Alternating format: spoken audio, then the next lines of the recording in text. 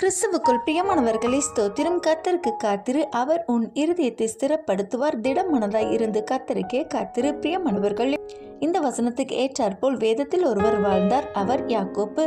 அவர் தனது தாயின் சொல்படி கேட்டு தனது தந்தைக்கு அண்ணனான ஏசா போல் வேடமிட்டு கொண்டு உணவு சமைத்து கொடுத்து ஏசாவின் ஆசீர்வாதங்களை பெற்றார். பின்பு ஏசாவுக்கு பயந்து தனது மாமா வீடு சென்றார்.